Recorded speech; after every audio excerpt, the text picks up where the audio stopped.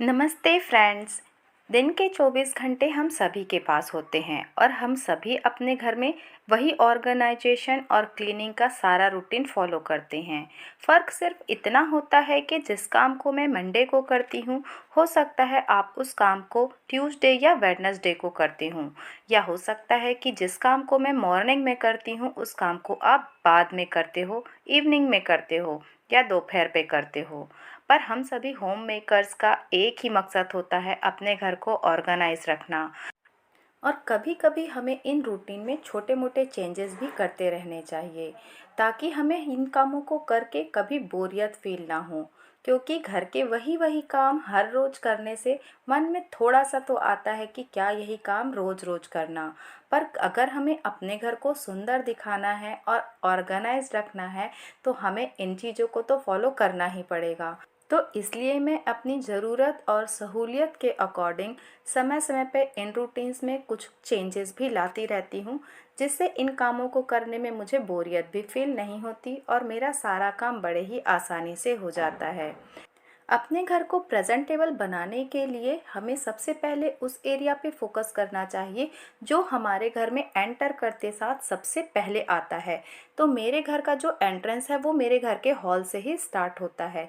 तो ये जो लिविंग एरिया है इसे मैं सबसे पहले ऑर्गेनाइज और क्लीन करती हूँ, ताकि अगर कोई घर में एंटर कर रहा है तो उसे मेरा घर मैसी या अनऑर्गेनाइज नज़र ना आए।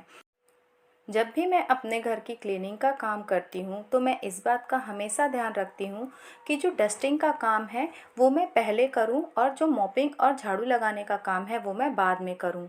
क्योंकि जब भी हम अपने बेड को या सोफ़े को डस्टिंग का काम करते हैं, उसे झड़ाते हैं, तो उसके जो डस्ट पार्टिकल होते हैं वो फ्लोर पे फिर से गिर जाते हैं। अब अगर मैंने पहले ही मॉपिंग का काम कर लिया है तो मुझे फिर से फ्लोर को क्लीन करना पड़ेगा, क्योंकि ये डस्ट पार्टिकल पूरे टाइम थोड़ी सी किरकिराहट फ्लोर पे छोड़ ही जाते हैं, चाहे आप कितनी भी झाड़ू लगा लीजिए। तो इससे बचने के लिए और अपनी मेहनत को भी बचाने के लिए और अपने टाइम को सेव करने के लिए मैं पहले डस्टिंग का काम करती हूँ, फिर झाड़ू लगाती हूँ और फिर उसके बाद मॉपिंग का काम करती हूँ।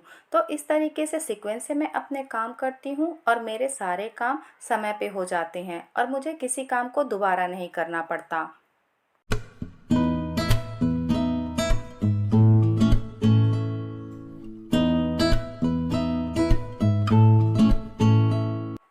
जब भी मैं मॉपिंग का काम करती हूँ तो मैं जो फ्लोर है उसमें जो सोफ़े के नीचे का एरिया है या जो साइड्स हैं, एजेस हैं, उन्हें भी क्लीन कर देती हूँ, क्योंकि इन्हीं जगह पे डस्ट बैठी रह जाती है और वो जैसे ही हम फ़ैन ऑन करते हैं उड़ के बाकी की सरफेस पे भी फैलने लगती है। इसलिए हमेशा जो एरिया छिपा हुआ है उसे भी क्लीन करने की कोशिश करिए, ताकि आपका घर पूरी तरीके से क्लीन रहे। जब भी आप पोछा लगाते हैं आपके घर में, तो ज़रूर से पोछे के पानी में थोड़ा सा नमक ज़रूर ऐड करिए। ऐसा करने से घर में जितनी भी नेगेटिव एनर्जी होती है वो ख़त्म हो जाती है और सरफेस एरिया भी काफ़ी क्लीन हो जाता है।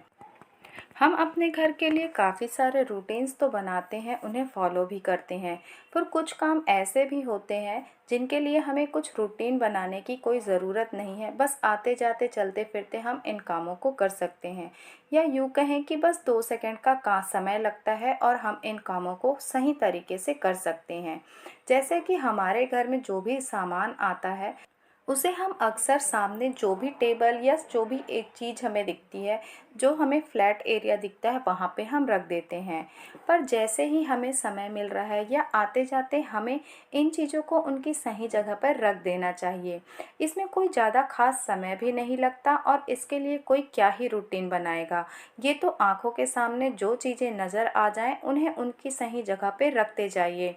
ऐसा करने से आपके जब क्लीनिंग का समय होगा वो भी काफ़ी बचेगा और जितनी भी चीज़ें हैं वो हमें उनकी सही जगह पे मिलेंगी, क्योंकि हमने अपने घर पे हर सामान के लिए एक परफेक्ट स्पेस बनाकर रखा हुआ होता है।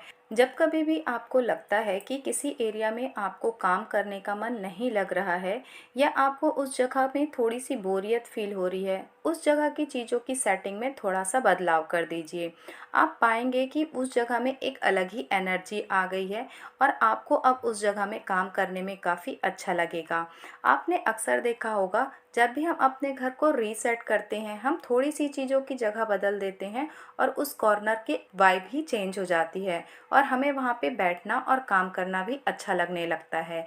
अगर आपको लगता है कि किसी एरिया में काम करने में बोरियत फील हो रही है, तो वहाँ पे झटपट थोड़े से चेंजेस ज़रूर कर दीजिए।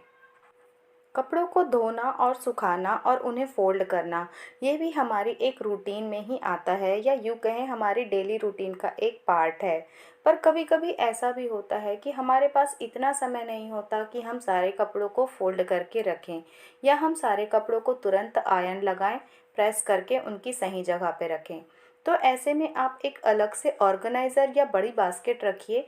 जिस तरह से आप लॉन्ड्री के लिए एक अलग बास्केट रखते हैं और सारे कपड़े उसमें डालते हैं धोने से पहले, उसी तरीके से एक अलग बास्केट रखिए और उसमें सारे कपड़ों को आप धो के जो कपड़े सूख गए हैं उन्हें लाकर उस बास्केट में रख दीजिए, और जब कभी आपको समय मिलेगा आप उन कपड़ों को फोल्ड करके रख देंगे।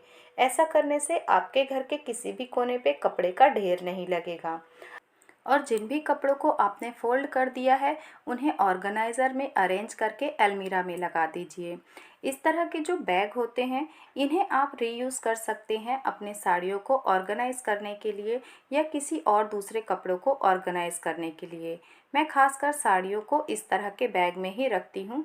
इसमें से साड़ियाँ विजिबल भी होती हैं और उनके पेयर भी इसमें बड़ी आसानी से आ जाते हैं, तो इसलिए मैं साड़ियों को इसी बैग में रखती हूँ। इस तरह के जो बैग हैं या ऑर्गेनाइज़र हैं ये मार्केट में भी मिलते हैं, आप वहाँ से भी परचेस कर सकते हैं।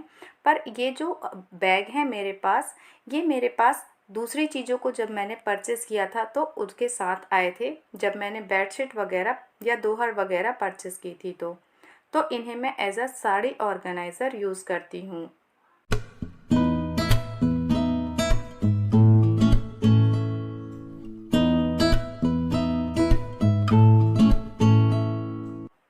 तो इस तरह के जो ऑर्गेनाइज़र होते हैं वो ज़ीरो ऑफ कॉस्ट होते हैं और काफ़ी ड्यूरेबल भी होते हैं। और जब बात आती है बेडरूम ऑर्गेनाइजेशन की, तो सबसे पहले दिमाग में यही बात आती है कि ये एक ऐसी जगह है जहां हम अपने दिन भर की थकान को रिलीव करते हैं और अपना समय एंजॉय करते हैं। तो हमारा बेडरूम भी ऐसा होना चाहिए जहां एंटर करते ही हमारे माइंड को एक सुकून मिले और हमारी बॉडी को रिलैक्स मिले। तो यहाँ पे का जो ऑर्गेनाइजेशन है और जो अरेंजमेंट है वो एकदम काम और सूदिंग होना चाहिए ताकि हमें रिलैक्स मिल सके। और यही वो एरिया है जिसमें सबसे ज़्यादा क्लटर भी होता है। अगर आप ध्यान नहीं देंगे तो बेडरूम एक ऐसी जगह है जहाँ ढेरों सामान आते रहते हैं और डंप होते जाते हैं। तो इसलिए बेडरूम को भी क्लीन रखिए, ऑर्गेनाइज रखिए, ताकि आपके घर के साथ आपके बॉडी को भी रिलैक्स और सुकून मिल सके। तो ये थी कुछ बातें और कुछ ऑर्गेनाइजेशन टिप्स जो मैं फॉलो करती हूँ।